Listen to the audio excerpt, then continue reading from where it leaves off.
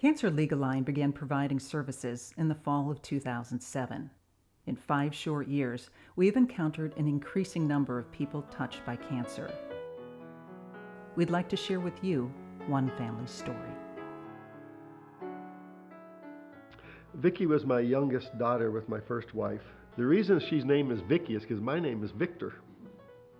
And so when I had the baby, a girl, I had to name somebody after me. And the reason I was named Victor is because I was born right after the Second World War. As I saw her grow, she was very strong in communication. And she also earned her master's degree. All at the same time, we were raising 3 kids by herself. She's always a very strong personality, very bright, intelligent young lady. She's a lot like her mother and myself. Strong type A personalities. In your face, we're not going to deal with this. It's just not acceptable. A single mom, the dads were not in the picture, and it didn't bother her because she knew that she would raise them the way she wanted to, and she was just a very strong person to take all that on. Not too many people could. Vicki realized something very much early on with her children. She realized that, unlike what I did, she realized that what you had to do with children was you had to spend quality time with them. Even though Cameron likes TV, he's a very strong reader. I mean, he can read like just a high school kid. And Olivia, she'll pick up a book versus watching TV. And Sierra, she'll listen to music, she'll do things with her friends. They're all, like Vicki, very intelligent. All 3 of them, for some reason, are left-handed. I don't know where that came from, but I don't know. They've just got a sense about them, just really, really deep and really kind. Vicki had been stricken with cancer 3 times in her young life, beginning at the tender age of 17. See, Vicki had cancer before, Hodgkin's disease. She had that when she was 17 and senior in high school. And we went through 6 months of chemo and 5 months of radiation to cure that. And it was in remission. Then she had a case of skin cancer about 5 years ago. But this last bout with cancer, when she turned 37, she thought that it would be basically the same thing, that she'd be able to whip it and get it back into remission so that she could continue raising her kids. Vicki knew the drill. She knew how to fight this hard but familiar battle. Still, rounds of chemo, radiation, and hospital stays had drained her resources. Vicki didn't have a lot, but she made do with what she had. We had a benefit for her, to help her with expenses when she couldn't work anymore. You need as much support as you can, not only of your friends, but of your community. Vicki was focused on the present.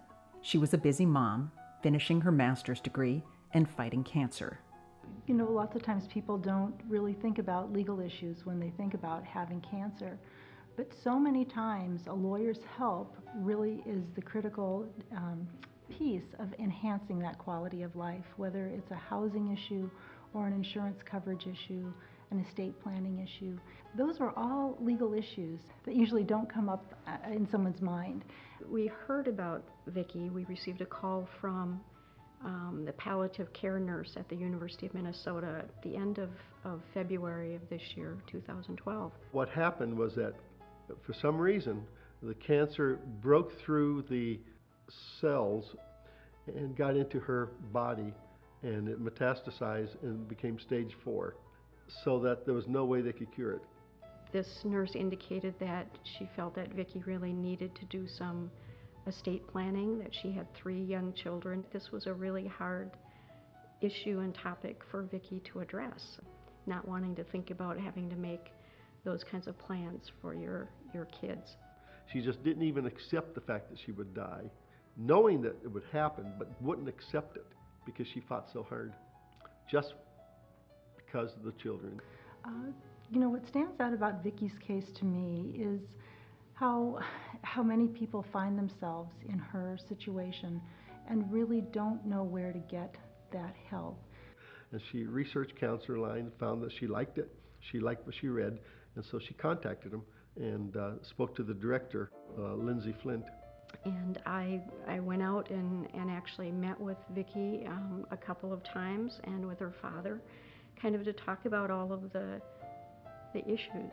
We would go to her cancer treatment, and we would talk during that time, and she would tell me about how she is going to really miss the fact that she couldn't be there for the kids' the kids' graduation, the kids' marriages, the kids going through school, and she would start crying, and I knew exactly how she felt. In Vicki's case, it was particularly difficult because she really knew that her three children could not all reside together, that there are some issues for the kids that just made more sense for them to be living separately with her parents, who were also divorced. So that was a really hard hurdle for her to address to think about how to do that, to make sure that they still maintain a relationship, and we actually put that into the will. You know, things were getting from bad to worse, you know, with her health, that she had to do something because, you know, her kids were very important and she wanted to make sure that they were taken care of. So Cancer Legal Line was right there on time to make sure it happened. The whole family were very grateful to Cancer Legal Line. They just kind of took care of things for her legally, which really benefited everybody. And it would literally cost thousands of dollars for what Cancer Legal Line did for her free of charge. Then there's clients like Vicki who come to us at a point where they simply do not have the funds to pay for an attorney. The one thing that allows us to do this is the funding of our incredible donors and foundation partners who recognize the very unique role that we are playing in the cancer experience for our clients. I can't say enough about anyone who helps a person fighting for cancer should be go straight to heaven. You know, the reason is because it's a heck of a battle. I know that she had a better feeling about things, knowing that it was going to be documented as to what her wishes were.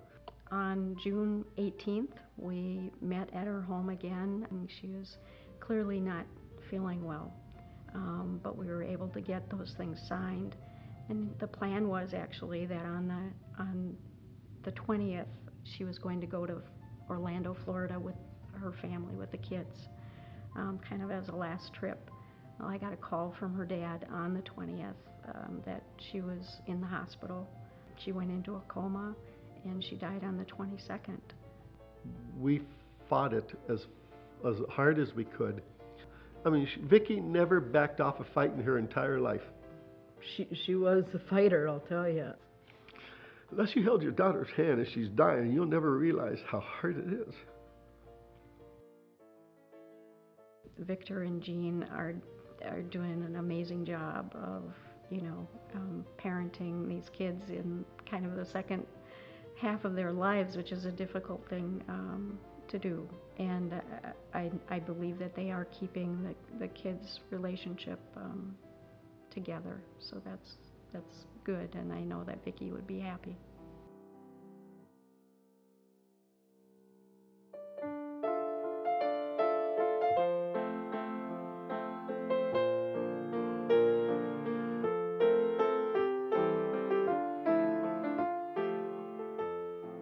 I think Cancer Legal Line is a great option for people that feel like they've ran out of options.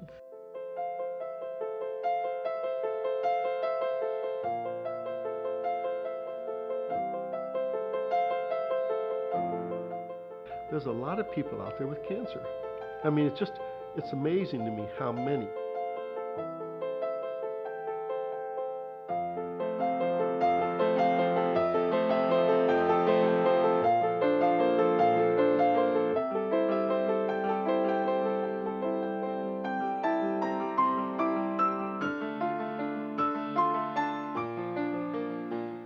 Vicki is still around, don't ever doubt that.